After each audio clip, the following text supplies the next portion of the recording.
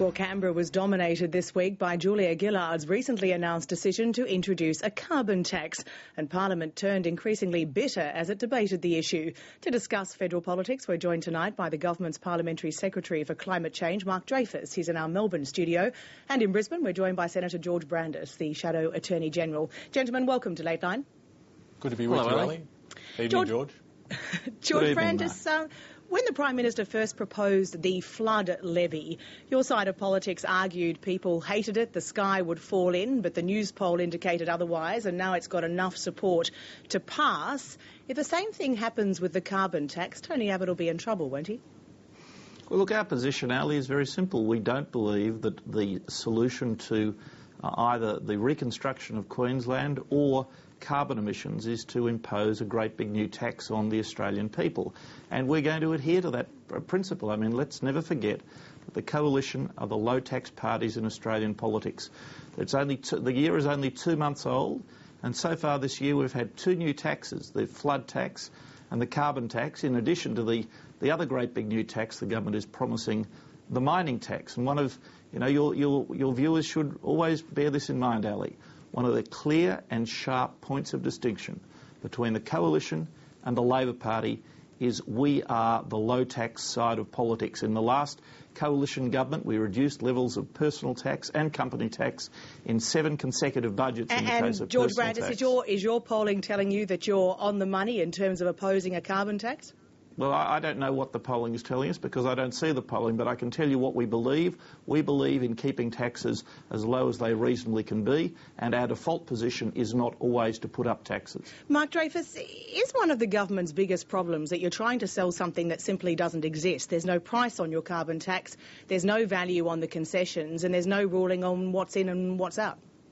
Well, what you're seeing from the government, Ali, is in a measured way announcing where we've got to on putting a price on carbon. Using the Multi-Party Climate Change Committee, which has thus far met 4 times, met in October, in November, in December, and then for the first time this year in February. And after every one of those meetings, we've announced the progress that we've made in the negotiation. I'm pleased you mentioned the flood levy before, Ali, because that's an example of the intense negativity that we've now got used to from Tony Abbott and the Liberal Party. As soon as we announced the recovery package for the Queensland floods, which included a levy, there was immediate opposition, and I think that the Prime Minister's demonstrated this week that she's passed a major test of leadership because she's secured agreement for that flood levy.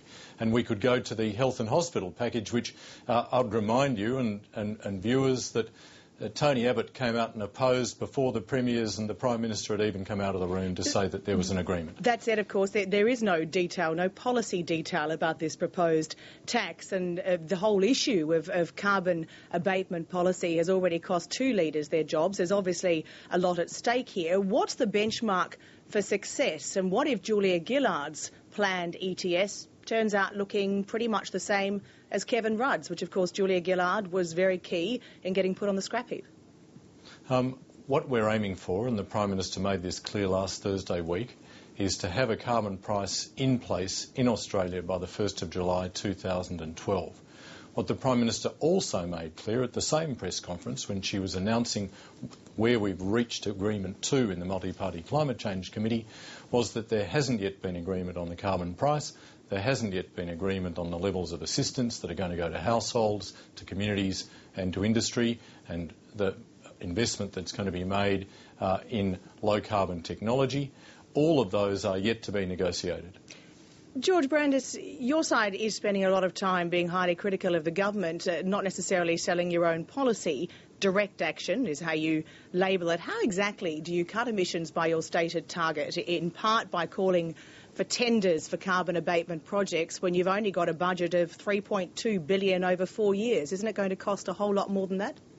Well, look, before I respond to that, Ali, let me, if I may, just respond to something that Mark Dreyfus has just said.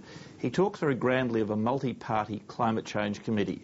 Let's remember that there are only 2 political parties whose representatives sit on that multi-party climate change committee, the Labor Party and the Greens, which just reinforces one of the messages that the opposition has been reminding the Australian people of, not that they need much reminding, all week, and that is that this is an agenda driven by the Greens as the 30 pieces of silver for the Labor-Greens alliance. But you were invited to sit on that committee, were you not? Yeah, and we declined to because we don't want to be part of a process to devise a carbon tax. And that's the second point I was going to make to you, Ali. Mark studiously avoids the use of the word tax, although the Prime Minister has said this is effectively a tax. And he said it's a measured process. Well, you know, on the 16th of August, I thought the Prime Minister was very measured when she looked down the barrel of a television camera and said, in a very measured and deliberate way, there will be no carbon tax under the government I lead. Now, the whole context of this debate, Ali, is framed against a gross betrayal of the Australian people. Mark Dreyfus, that is a point, isn't it? It's a hard concept to get around. It's a hard... I mean, the parameters were drawn, weren't they? Well, I don't think it's a hard concept to get around. We made it very clear going to the last election, as we did going to the election in 2007, that Labor wants action on climate change, which is what the whole of the Australian people also want. Carbon tax. And again, we get this kind of hysterical distraction from George, as we had the hysterical distraction all week in the Parliament. I want to go back to something that George just said, which is that he seems to have forgotten that Rob Oakeshott and Tony Windsor, who are two of the 6 crossbenchers sitting in the House of Representatives, perhaps George from the Senate doesn't look too closely, but we are a minority government. And in order to pass any legislation, we are going to need the support of at least 4 of the 6 crossbenchers.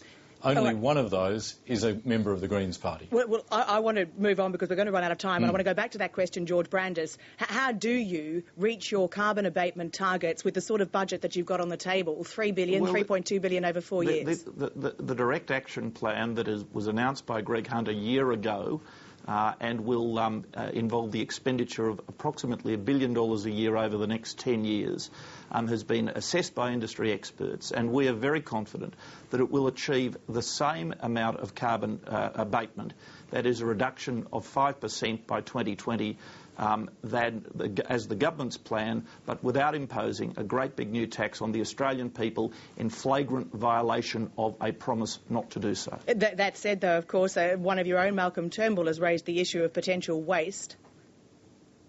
Well, you know, I haven't seen Mr Turnbull's comment, but the direct action plan, which has been developed by Greg Hunt, who I might say is the climate change intellectual of the Parliament. I mean, nobody has spent more of his professional career and his academic career studying this issue as Greg Hunt. Nobody speaks with more authority and expertise on this issue as Greg Hunt. And his plan, without the great big new tax, stacks up. All right, let's move on, because, of course, the carbon tax did see in Parliament this week the suspension of regular proceedings no less than 4 times, 3 times through a censure motion, which traditionally has only been used for really exceptional circumstances. At the same time, of course, we had Julia Gillard compared to Colonel Gaddafi. We had Julia Gillard herself accusing Tony Abbott of race baiting and accusing Julie Bishop of catcalling. What's going on in federal parliament, Mark Dreyfus, particularly given the reforms post the election last year that were designed to make it a place of real debate? Well, I think that what's going on in federal parliament is that the Liberal Party has given up debating policy and wants to just do stunts. And that's why, instead of using the chief accountability mechanism of the House of Representatives, which is question time, they've abandoned question time because Tony Abbott wants to do a stunt for the nightly news every day and take up the time that the Parliament has given over to question time with a censure motion which he has lost on every occasion that he's put it up. It's just to give him some kind of platform to say outrageous things, to say hysterical things, anything rather than debate. Senator Brandis? We are hoping... Well, look, don't be heroic about the fact that Tony Abbott has lost the censure motions. If the censure motion had passed, the government would have fallen.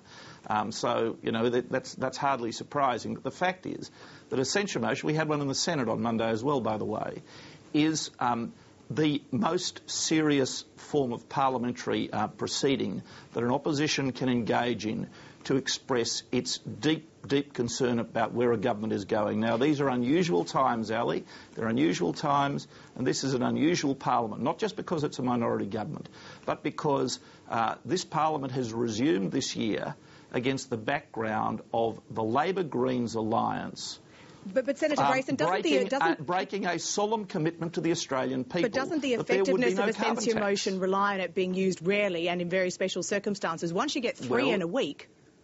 Well, I think the circumstances are unusual and absolutely warrant a more than one censure motion last week, because this government is deeply censurable because it went to the election on a lie. 5 days before the election, Julia Gillard said there will be no carbon tax under the government I lead. The day before the election, she said, I rule out a carbon tax. And now, perhaps under pressure from her alliance partner, Senator Brown, she has abandoned that solemn commitment on the strength of which she was elected last year. Mark Dreyfus, Tony Windsor, for one, says he's got death threats. To quote him, there's been an elevation of incitement in the political message. It only takes one unhinged person and it will change everything. He talks about going over the edge. Given that the rhetoric, given the tone of the debate, are we close to going over the edge? I think that people in public life have got a responsibility to use language wisely. I think that when you get phrases like people's revolt or assault on democracy or a parliamentary conspiracy against the Australian people, or when you get not one but two Liberal frontbenchers in a contrived attack comparing the Prime Minister to the murderous Libyan dictator Muammar Gaddafi, then you've actually gone over the line in terms of the language. And it seems to me that what we've had is a series of stunts this week. But are you accusing the coalition of inciting behaviour that could amount to going over the edge? Is that as far as you're going? No, I'm expressing concern about the language that's been used, which I think is intemperate. I think we are not able to have the kind of measured national conversation that we should be having about something that is incredibly important for the nation's future, which is taking action on climate change. Well, I think that the language is passionate, and it ought to be passionate, because these are, as I said before, unusual times. You have had a government that got elected on a lie. We now know that that was a lie, and its integrity is in tatters. So, of course, the Parliament and the opposition in particular will take a very serious view of this. And in relation to the Gaddafi comment, for heaven's sake, it's not the first time that an Australian Prime Minister has been accused of acting like a dictator. It's certainly a flagrant violation of democratic values to promise one thing in order to get yourself elected, and then to flagrantly violate that promise, which was the basis on which you were elected, as soon as you get over the line.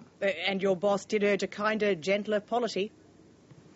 Well, I think that what is important is that governments and political leaders act with integrity, and it is a sad fact that everybody in Australia knows it now, that this Prime Minister is without integrity. The government's integrity is in tatters because they promised there would be no carbon tax in order to get themselves elected, and no sooner were they installed in government than, perhaps under pressure from Senator Brown and the Greens, they abandoned that solemn commitment to the people. George Brandis, I think you've made your point. We are out of time. Both of you, thank you very much. Mark Dreyfus in Melbourne, Senator Brandis in Brisbane. Many thanks for joining us. Thank you, Ali. Thanks, Mark. See you, George.